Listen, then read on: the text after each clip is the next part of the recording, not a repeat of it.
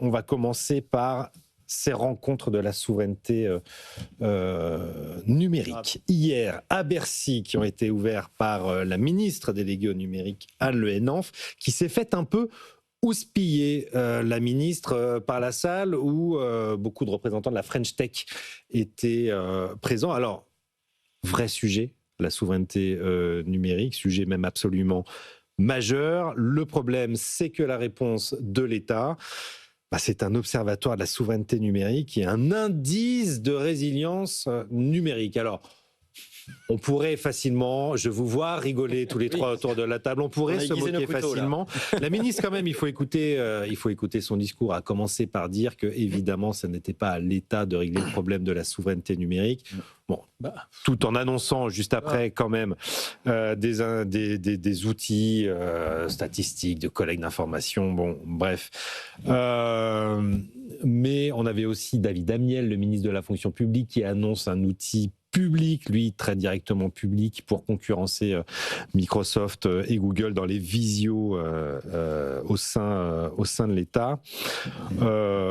Bon, est-ce que la voie publique est une voie sans issue? Je vais commencer comme ça, Ludovic, pour lancer le débat. On a besoin de l'État quand même dans ces questions de souveraineté numérique. Plus sérieusement, oui, on a besoin de l'État. Après, et je pense que hier, les réactions étaient pour montrer que ça ne peut pas être l'unique levier. On est dans le symbolisme, on va dire, à ce stade-là.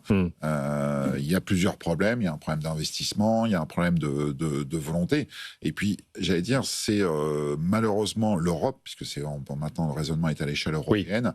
Oui. L'Europe se réveille très tard et on a dans le passé des exemples. Est-ce qu'on se rappelle de Quant, le moteur de recherche qui était censé concurrencer Google? Bon, ben voilà, ça n'a pas marché d'enfer. Ça n'a pas marché. C'est-à-dire que c'est pas les déclarations qui font avancer les choses. Juste pour bien mesurer, parce que cette dépendance, évidemment, on la ressent depuis Trump, l'affaire du Groenland et tout ça.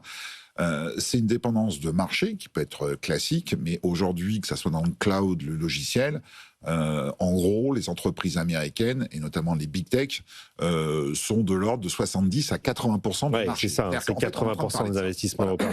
On est en train de parler de cette dépendance, qui est une dépendance à la fois technique et commerciale, mais j'ai l'air qu'il y a une dépendance aussi, faute de mieux, de la part de l'Europe jusqu'à maintenant, la capacité à proposer des services à la hauteur dans un marché qui est un marché de concurrence aussi. C'est-à-dire que c'est à l'Europe de se réveiller d'abord. Et je pense que c'est la réaction notamment de la French Tech, c'est de se dire, oui, c'est bien, ok, lançons un observatoire, un indice et tout ça, mais que maintenant, c'est une volonté. Ça va nous renvoyer encore au fameux rapport Draghi, c'est-à-dire que si on veut remonter la pente, et surtout si on veut jouer le coup d'après, c'est-à-dire l'intelligence artificielle, parce que arrêtons peut-être de regarder sur les batailles qui sont d'ores et déjà perdues et qui vont être très compliquées à remonter, livrons le coup d'après, c'est-à-dire, et c'est le moment, et ça commence déjà à être un tout petit peu en retard de s'attaquer à l'intelligence artificielle. Est-ce qu'on se réveille au niveau européen? Est-ce que Donald Trump n'est pas le meilleur ami de la construction européenne dans tout ça? Sous les coups de boutoir du président américain, est-ce que l'Europe est enfin en train de se réveiller, Olivier Babot? C'est extrêmement tard. Alors, c'est vrai que dans la liste des propositions de l'État, il manque le numéro vert, la chapelle ardente et probablement le chèque numérique, mais ça va probablement... Ça va venir, ça peut venir. La première chose à dire, c'est qu'il faut absolument qu'on change de politique de concurrence. Ça va pas prendre 2 ans pour se développer, mais il aurait fallu qu'on le fasse bien avant. Mais c'est l'excellent David Bavrez dans un livre qui s'appelle Bienvenue en économie de guerre, qui explique que nous sommes dans une forme d'économie de guerre.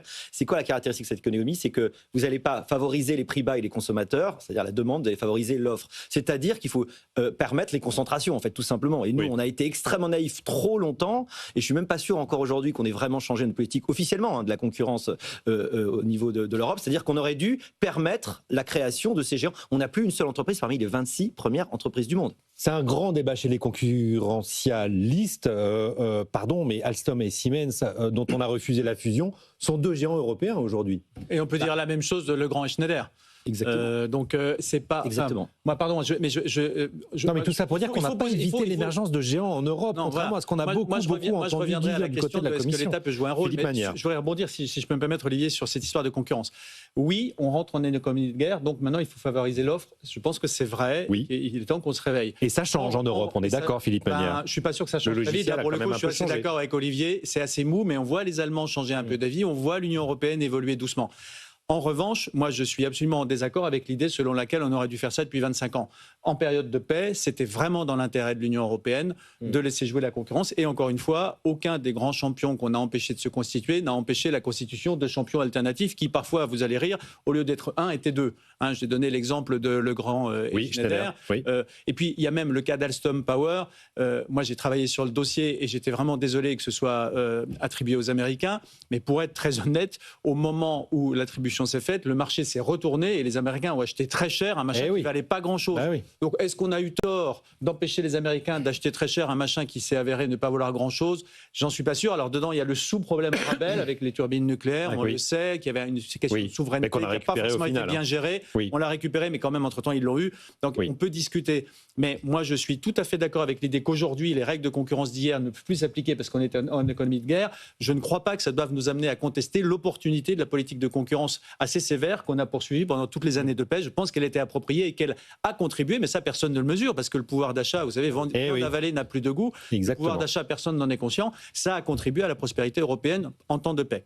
Olivier, on est évidemment content d'avoir la diversité de l'offre et les prix très bas et on a tous... On en a joué. Les forfaits téléphoniques. On en a joué, il faut le dire, on en a joué. Et puis on a été un peu conscient, on a cru à la paix universelle, on a pensé qu'effectivement la guerre était finie et maintenant on est bien réveillé. La deuxième chose qui est très importante à dire, mais effectivement tu l'as un petit peu dit, c'est qu'il faut faire attention au syndrome de la ligne Maginot. La ligne Maginot, on avait très bien préparé la guerre de 14 en 39, ce qui était un problème puisqu'on était en 39. Et la guerre n'était plus la même. Il faut choisir nos batailles. Je crois que l'IA est en réalité déjà la bataille d'hier. La bataille d'aujourd'hui, c'est les robots humanoïdes. On n'a pas... Qui développe aujourd'hui en Europe de façon crédible des robots humanoïdes. Et là, en fait, ce qu'il faudrait vraiment développer, c'est le truc de demain. Bon, il y a quand même plein d'exemples qui sont un peu gênants sur tous les trucs publics. Non mais Olivier Babot, je vous coupe juste une seule seconde. On a tous les outils équivalents aux outils américains en Europe. Anthony Morel a fait une chronique ce matin sur les mails, sur le digital, sur les moteurs de recherche, à des niveaux de qualité quasiment équivalents. Simplement, personne ne les connaît. Regardez, il y a comme l'exemple de Palantir, qui a peut-être été cité. La DGSE a dit pendant 10 ans, là, c'est pas possible, on dépend de Palantir. Et en fait, au bout de 10 ans, ils ont dit, on est incapable de faire des choses. Le problème, c'est que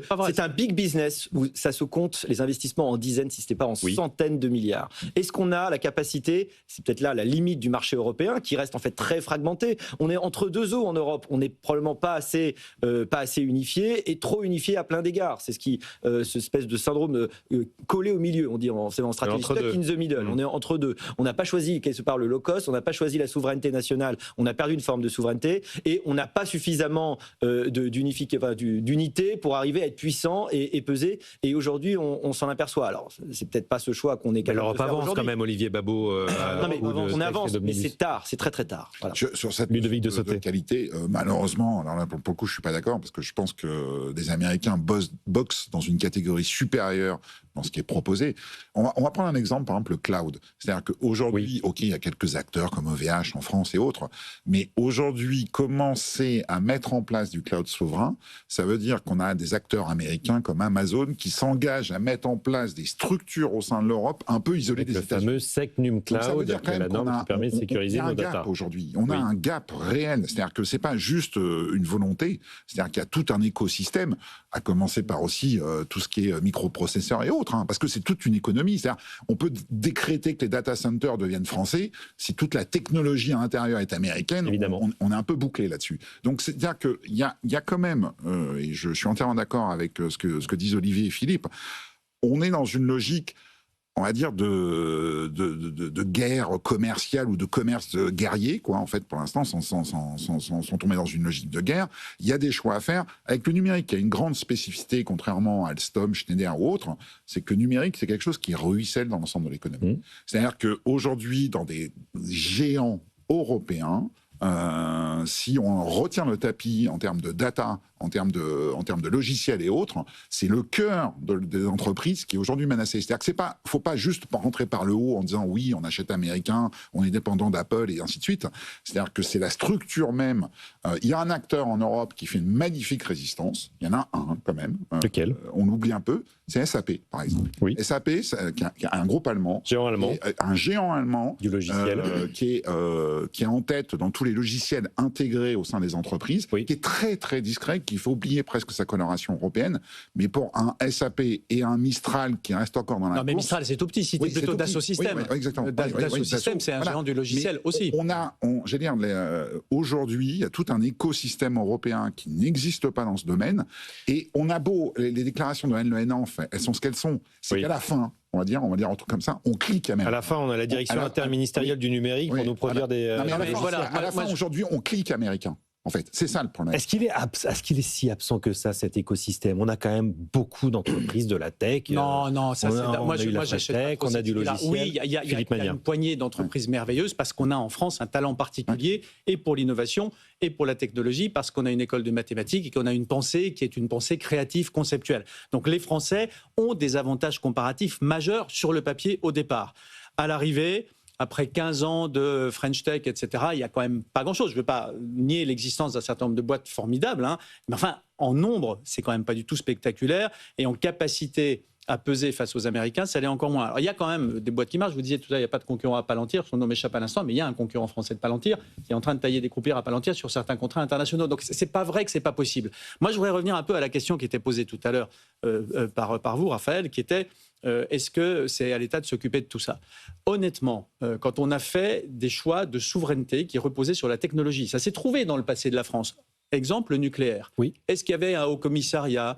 Est-ce qu'on réunissait à Bercy l'écosystème pour décider du machin? Non, évidemment. C'était une poignée de grands serviteurs de l'État qui faisaient la bonne analyse, qui avait la capacité de convaincre le décideur public d'appuyer sur le bouton et de mobiliser des fonds que d'ailleurs, vous allez rire, on avait à l'époque et qu'on n'a plus aujourd'hui, et ça déroulait. Donc oui, l'État peut faire des choses sur le plan actif à ce titre, mais pas avec les hauts commissaires. Vous disiez tout à l'heure, il manque que les hauts commissaires. J'allais dire probablement il existe déjà, mais personne ne le sait. Non, mais parce qu'on est quand même un peu chez l'État. On lance un appel. Il y a autre chose que l'État peut faire. Et on y pense. Quelle est la bonne place de l'État? La bonne place de l'État, à bien des égards, c'est de démonter les gaudrioles qu'il a faites, parce qu'une grande partie du retard français tient à la surréglementation. Alors là-dessus, je ne sais pas si vous avez vu à Davos, il s'est passé pour une fois pas mal de choses. Et en particulier, il y a eu un discours du chancelier Merz qui a dit que l'Europe, le plus grand ennemi de l'Europe, c'était la surréglementation. C'est très important que le chancelier le dise, que ce ne soit pas seulement les ultralibéraux qu'on qualifie comme tels, en tout cas habituels. C'est le chancelier Merz. Le berceau de la social-démocratie européenne, c'est l'Allemagne, et c'est Merz qui vient dire ça. Et Merz, il ouvre les yeux, il le sait. Von der Leyen, elle court derrière, mais l'important, c'est que l'Allemagne, qui aujourd'hui, il faut dire les choses, fait la politique en Europe, nous dise ça, parce que c'est devenu la conviction des Allemands, et c'est extrêmement important. Et de la Commission, enfin, on a quand même une dizaine de textes omnibus de simplification dans les jours qui suivaient en France, Raphaël? Que s'est-il passé dans les jours qui suivaient en France? Hier soir, dans un semi-sommeil, je me suis aperçu que le gouvernement, dans sa grande sagesse, avait décidé de différer le texte sur la simplification. Dont on parle depuis Bruno Le Maire. Voilà. Donc, quand on me demande ce que peut faire l'État, par exemple, il peut simplifier et surtout, il peut ne pas renoncer à simplifier. Quand enfin, il y a un texte qui vient, après 857 ans de manœuvres dilatoires, de retard, d'analyses imbéciles sur lesquelles il y a plus important que ça, quand enfin le texte arrive et que l'exécutif décide de le différer, et quand on connaît la situation politique, ça veut dire qu'il est différé jusqu'à la présidentielle. Bien sûr. Pour l'instant, on parle du mois d'avril. Oui, d'accord, mais est-ce qu'il y aura une autre... Le sujet, c'est les ZFE, les zones à faible Mais on s'en fout des ZFE, on s'en fout de tout ça. Enfin, je veux dire, on peut être pour ou contre, c'est pas mon sujet, je dis même pas que je suis contre, vous voyez. Je dis simplement que ne pas dérouler un programme de simplification dans un pays qui maintenant a compris qu'il souffrait de surréglementation pour une vague question de corne-cul politique et des ZFE avec les élus, machin, c'est pas responsable. Donc quand on me demande que peut faire l'État, par exemple, ne pas faire de bêtises et différer une mesure de simplification, c'est probablement la plus grosse bêtise qu'on ait vue depuis le début de l'année. Pourtant, Dieu sait qu'on en a vu. On a voté le gel de la réforme des retraites. Non, mais ça, c'était avant. Ça, c'était en 2025. C'était les bêtises de 2025, mais c'est lunaire. On souffre de surréglementation. Plus grosse première bêtise de 2026. Et on diffère la simplification. Voilà, il n'y a plus qu'à aller se coucher puis attendre 2027. C'est terrifiant. Pendant ce temps-là, les Américains déroulent, oui. Olivier Babot. Moi, je pense que la plus grande bêtise de 2026, pour l'instant, c'est le budget 2026. Personnellement. Il n'est pas encore complètement adopté. On a 2 motions de censure aujourd'hui. C'est pour ça que je le mentionnais pas. Il n'est pas voté. Oui, tu as raison. Donc on probablement en fait. C'est aussi une question de souveraineté, ce budget. C'était 25 et le budget il n'est pas voté. Je suis tout à fait d'accord avec le diagnostic de Philippe et c'est ça qui me rend en fait extrêmement pessimiste parce qu'en fait la réalité est qu'on ne sait pas, on n'a jamais prouvé notre capacité à simplifier. C'est-à-dire que la machinerie ne sait pas simplifier. À simplifier, c'est compliqué. On a trop d'horizontalité et pas assez de verticalité. C'est-à-dire qu'on consulte trop, il faut arrêter de donner la parole à tout le monde. Il y a un moment donné, il faut un chef qui chef, voilà, comme le disait Jacques Chirac, et on n'a plus cette capacité. Et on a aussi, ce que tu as bien dit Philippe, malheureusement on a aussi plus d'argent. Parce qu'à un moment donné, l'impécuniosité de l'État pose quand même un problème parce que quand on veut être un peu planificateur, à un moment donné, il faut être capable de mettre un peu d'argent sur la table. La déréglementation, justement, elle a un gros intérêt, c'est que c'est gratuit. Ça coûte rien. C'est quand même un peu dommage. Et ça peut rapporter gros. On pourrait même économiser un peu d'ailleurs, théoriquement. Mais il y a un truc, effectivement, contre lequel il faut qu'on se préserve absolument, c'est l'idée qu'on va développer les trucs maison. Je me souviens, quand est arrivé le Covid, on avait à l'université un formidable truc qui permettait, grosso modo, théoriquement, de faire cours en ligne. Et en fait, le truc planté complètement. On a tous basculé sur Zoom ou Teams assez rapidement. Et je ne sais pas combien on avait dû dépenser au niveau de l'enseignement supérieur pour développer ce truc. Mais alors, imaginez que vous allez faire demain. Je frémis déjà. Je frémis de l'idée qu'on va dire. Donc le nouvel outil de la visio. Mais alors, il faudrait une IA générative, éducative, nationale, estampillée éducation nationale. J'ai dit, l'horreur, imaginez ce truc va tout de suite être plus nul. Ça sera tout de suite moins bien. Pardon, il y a une alternative. Il y a une alternative, c'est la DARPA à la française. C'est-à-dire que, je sais pas, enfin, on en a déjà parlé pas mal autour de cette table. Philippe Aghion en parle depuis 15 ans. André Lezecroug, etc.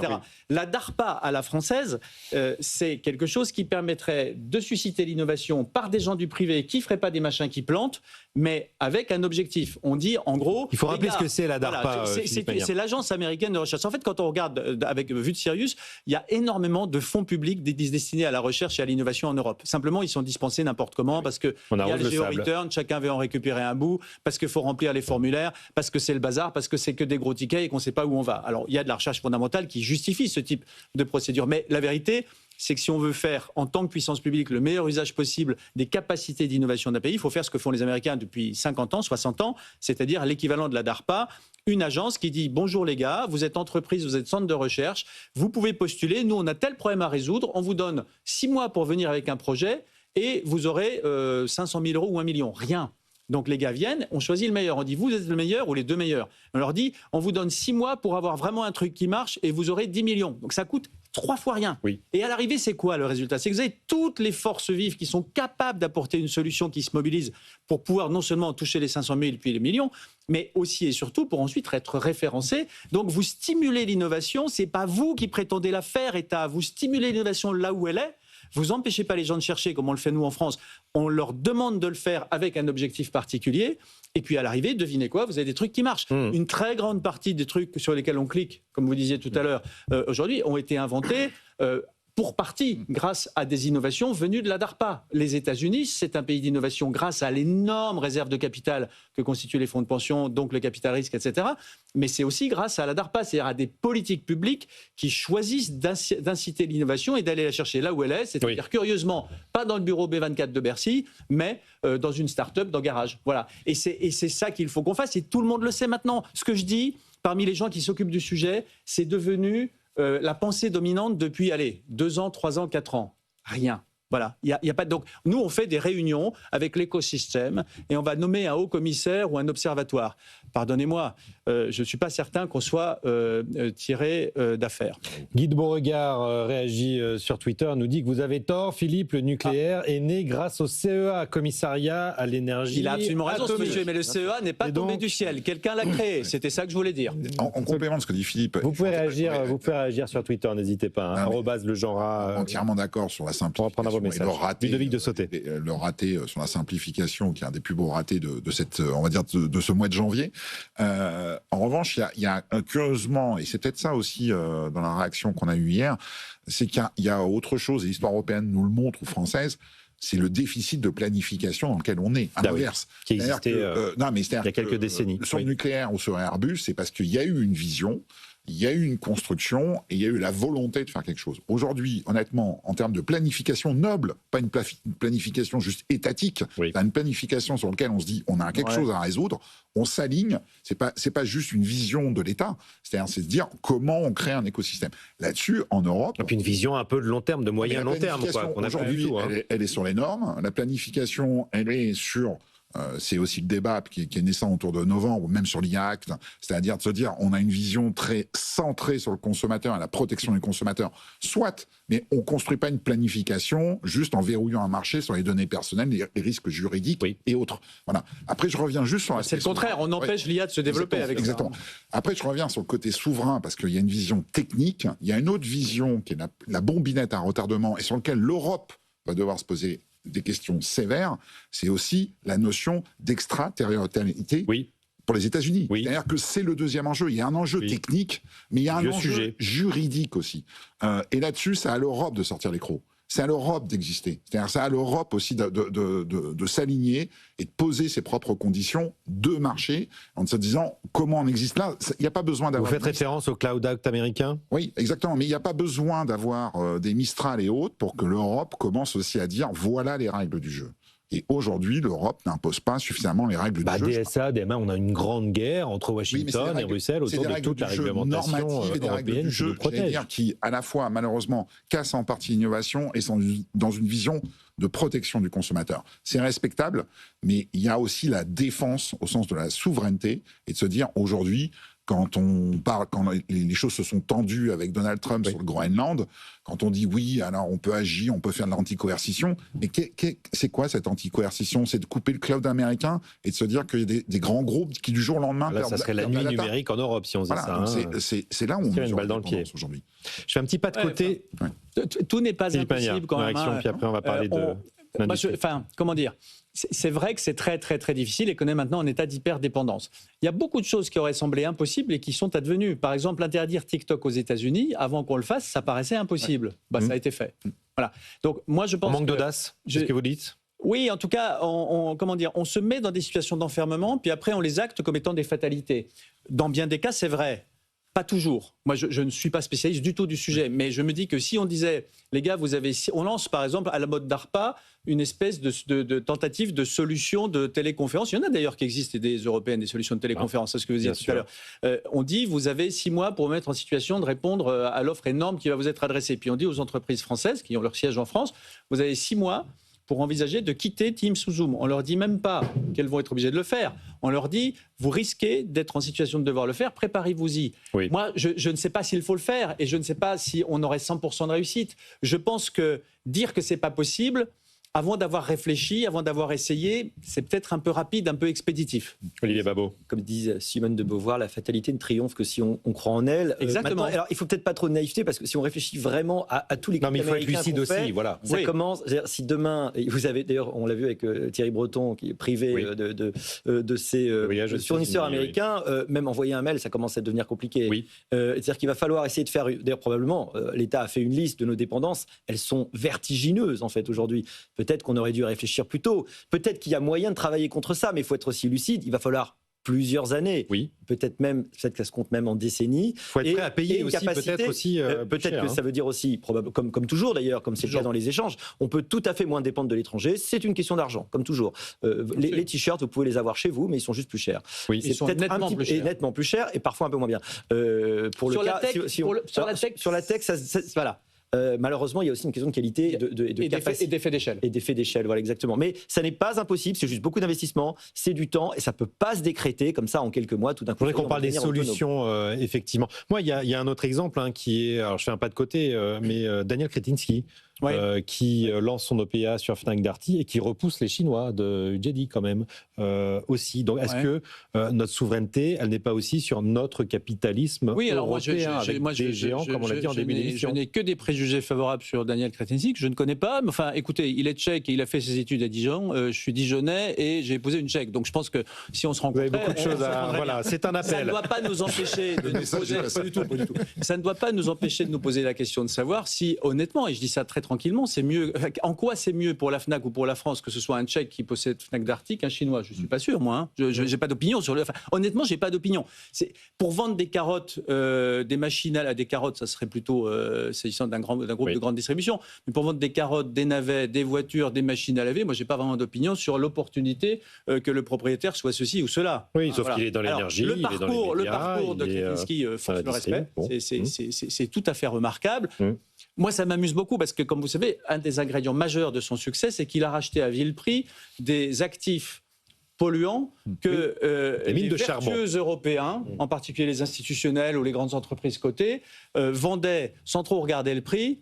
Parce qu'elles voulaient mettre dans leur rapport RSE qu'elles avaient arrêté de faire ci ou ça. Naturellement, le truc, si vous voulez, quand on vend un actif qui pue, il pue pas moins. C'est simplement quelqu'un d'autre qui possède l'actif qui pue. Quoi. Et donc, ça fait 25 ans que les Européens foutent en l'air une grande partie de leur base industrielle et extractive, etc., en ayant la naïveté de penser que quand ils vont vendre ce qui est désagréable, ça disparaîtra. Non, ça disparaît pas. Il y a juste un autre actionnaire. On réduit la production d'énergie carbonée. L'autre actionnaire, là je ne parle pas de Kretinsky, qui est un garçon probablement très responsable, mais souvent on vend ça à un magnat de Macao ou à une espèce de tyranno du Golfe qui évidemment n'a pas comme obsession de sauver la planète. Donc non seulement vous avez les mêmes émissions, mais vous avez en tendance beaucoup moins de probabilité que ça s'améliore.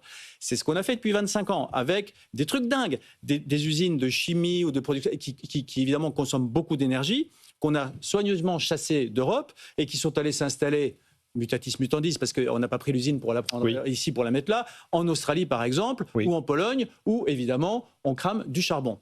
Donc moi j'aime beaucoup dans la figure de Kretinsky cette combinaison d'audace, d'européanité incontestable, mais aussi d'origine culottée, c'est-à-dire qu'il est parti en faisant un truc contre-intuitif et qui reposait sur notre vertu imbécile. Mais bon, je ferme la parenthèse. Est-ce que pour autant c'est mieux que ce soit lui ? Je rappelle encore une fois qu'on a diminué les émissions carbone quand même de l'Europe et on en faisait très peu. Deux, on les a pas diminuées si on intègre le coût carbone des produits qu'on réimporte après les avoir fait fabriquer ailleurs, plutôt que de les avoir fabriqués nous-mêmes. Donc ça mérite en tout cas d'être nuancé. Moi, je suis évidemment comme tout le monde. Je suis pour la fin de la faim dans le monde, pour sauver l'humanité, pour le beau temps, contre la pluie, pour l'amour entre les peuples. Donc, à ce titre, je pense qu'il faut diminuer les émissions de carbone, mais pas à n'importe quel prix, et pas en faisant semblant de les diminuer alors qu'en fait, on les transfère ailleurs. C'est juste ça. Voilà. Mais est-ce que Fnac Darty, c'est... Moi, j'aime beaucoup Fnac Darty, je commande que sur Fnac Darty. Vous voyez, je pense qu'il ne faut pas commander sur Amazon si on veut la jouer souveraineté. Mais, par exemple, non, mais voilà, on est quand même... Voilà. Mais ça met... Je ne vois pas en quoi le service qui est rendu par Fnac Darty serait très différent s'il était chinois, tchèque, français. Je ne vois pas bien. Ce n'est pas très souverain, me semble-t-il. Bon. Un commentaire? Non, enfin, on est moins dans le critique. En fait, c'est ce que dit Philippe. C'est-à-dire que c'est honnêtement le commerce, la plateforme, puisque juste l'alternative, pour préciser, c'était JD.com. Voilà, le chinois, qui a des ambitions, notamment en Allemagne, et voilà, qui a des ambitions, mais qui est un acteur du e-commerce. Et je suis entièrement d'accord avec Philippe pour le coup. C'est-à-dire que honnêtement, aujourd'hui, qu'on soit sur un marché ouvert sur la distribution, c'est pas tant la question. C'est-à-dire que là, on parlait du numérique, qui sont des données critiques, comme l'énergie, comme tout à l'heure, tout ce qui... Donc on n'est pas sur le même plan, quoi. La robotique, l'humanoïde et tout ça, qui vont être vraiment des données structurantes de l'économie et qui sont extrêmement importantes. Bon, merci à tous les trois.